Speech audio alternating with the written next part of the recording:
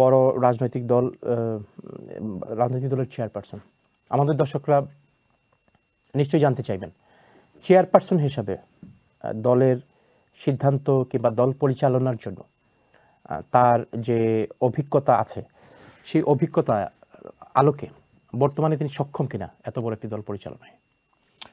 আমি যেটা বলবো, বেগম খালেদা জিয়ার যে এক্সপিরিয়েন্স আছে, আমি যেহেতু এবারে পাশে ওনার সাথে কাজ করেছি, হতে পারে আমরা খুব বয়সে ছোট, কিন্তু উনি আমার অভিভাবক, মাদার হিসেবে উনি আমার যে যতটুকু আমি ওনার কাছ থেকে শিখছি পলিটিক্স, এবং ওনার কাছ থেকে আমরা যে এই মুহূর্তে উনি যে আমাদেরকে রাজনৈতিকভাবে গাইড দিতে পারতেছেন, এইটার জন্য আমি বলবো আমাদের দেশের জন্য এবং জাতির জন্য যেটা আপনারা দেখছেন, আমাদের বেগম জিয়া, দেশনেত্রী বেগম খালেদা জিয়া 5 অগাস্টের পরে যে দুইটা বক্তব্যর কারণে বাংলাদেশের উত্তাল জনগণ যে নিয়ন্ত্রণ করা সম্ভব হয়েছে, এই অভিভাবক সুলভ যে ওনার ভূমিকার কারণে উনি নেতৃত্ব দেওয়ার সক্ষমতা আছে, ওইটা উনি নিজেই প্রমাণ করছেন।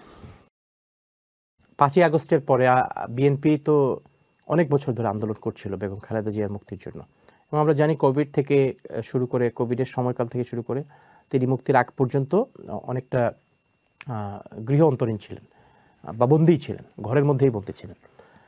তো 5ই আগস্টের পর, মুক্তি পাওয়ার পর তার প্রথম প্রতিক্রিয়া কি ছিল? বাংলাদেশের জনগণের সেফটি এবং সিকিউরিটি আর হিংসা বিদ্বেষটাকে কন্ট্রোল করাটা, এটাই ছিল প্রথম ওনার কাজ। এবং উনি প্রথমেই যেটা মানে জিজ্ঞেস করেছেন, বাংলাদেশের জনগণের সম্পদগুলি সেফ রাখাটা কেমন করে করা যায়, এই কার্যক্রমকে ত্বরান্বিত করার জন্য ওনার ভারপ্রাপ্ত চেয়ারম্যান জনাব তারেক রহমান সাহেবকে পরামর্শ দিয়েছেন এবং নির্দেশ দিয়েছেন আমাদের স্ট্যান্ডিং কমিটি মেম্বারদেরকে, এবং এলাকাতে তিনি এই নির্দেশটা কিন্তু তিনি মানে সবাইকে এই আলোকে কাজ করার জন্য তিনি নির্দেশ দিয়েছেন। এটাই হলো প্রথম আমার সাথে যে যতটুকু ইনফরমেশন আমি পেয়েছি। অনেকেই ধারণা করে থাকেন যে শেখ হাসিনা ব্যক্তিগত আক্রোশে বেগম খালেদা জিয়াকে বন্দী করেছেন, এবং বিভিন্ন সময় সেই আলোচনা এসছে। শেখ হাসিনার প্রতি বেগম খালেদা জিয়ার কোনো রাগ, ক্রোধ কিংবা কোনো ধরনের প্রতিক্রিয়া আছে কিনা 5 আগস্টে তার চলে যাওয়ার পর? আমি মানে যতদিন ওনার সাথে কাজ করেছি, আমার স্মরণকালীন সময় আমি বেগম খালেদা জিয়ার কাছ থেকে মানে কোনো খারাপ শব্দ অথবা কোনো আক্রোশ বক্তব্য, অথবা আমি ওকে গালাগালি যে শব্দ, যেটা স্বৈরাচারী নেত্রী হাসিনা যেরকম ওপেন মিডিয়াতে কথা বলছেন, ইন্টারনালভাবে আমি কোনোদিন ওনার কাছ থেকে শুনিনি। এবং তিনি সবসময় যেটা বলতেন আমাদেরকে, এজ এ ওনার কর্মী হিসাবে অথবা ওনার সাথে আমরা কাজ করি, যে জিনিসটা হলো, আমরা তাদেরকে মোকাবেলা করব রাজনৈতিকভাবে, ব্যক্তিগতভাবে আমাদের তাদের সাথে আমরা রাজনৈতিকভাবে আমাদের আদর্শ নিয়ে, আমরা জনগণকে পাশে নিয়ে তাদেরকে আমরা মোকাবেলা করব। এটাই ছিল ওনার সবসময় আমাদের ব্যাপারে নির্দেশটা। যখন 5ই আগস্টের সেই ঐতিহাসিক ভিডিও যখন প্রচার হলো যে শেখ হাসিনা হেলিকপ্টারে উঠছেন, দেশ থেকে চলে যাচ্ছেন, এই ভিডিও দেখার পর বেগম খালেদা জিয়ার প্রতিক্রিয়া কী ছিল?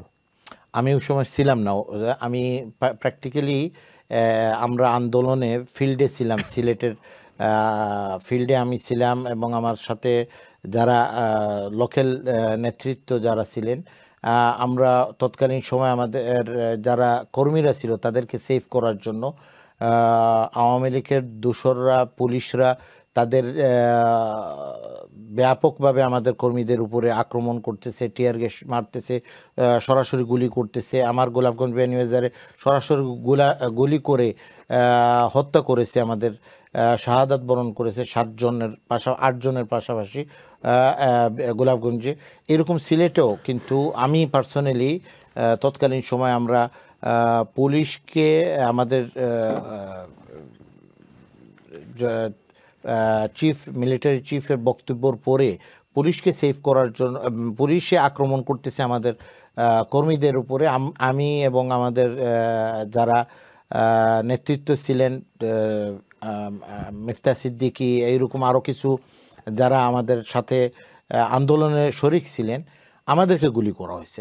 আমার পিটিতে সিটাগুলি প্রায় 13টা। বাধ্য হয়ে আমি গিয়ে আমরা গুলিটা বের করছি। সেম জিনিস মিফতা কেউ হয়েছে।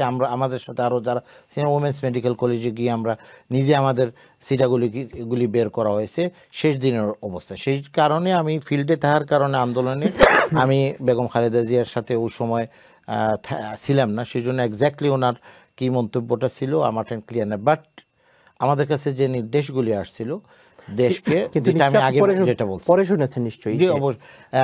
নিশ্চয়ই আমি এক্স্যাক্টলি এই মুহূর্তে আমার স্মরণ হচ্ছে না এক্স্যাক্টলি ওনার কী মন্তব্যটা ছিল। বাট যেটা আমি জানি ওই সময় দেশটাকে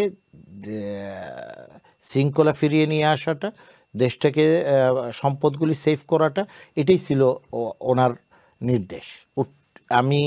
এটাই আমাদের কাছে ক্লিয়ার ছিল যে বেগম খালেদা জিয়া এবং জনাব তারেক রহমান সাহেব যেহেতু এই আন্দোলনের নেতৃত্ব দিয়েছিলেন এবং জনগণের এবং ছাত্রদের এই অভ্যুত্থানটা কিন্তু আমাদের ভারপ্রাপ্ত জনাব তারেক রহমান সাহেবের নেতৃত্বে এই কার্যক্রমটা হয়েছিল। দুইজনেরই কিন্তু ছিল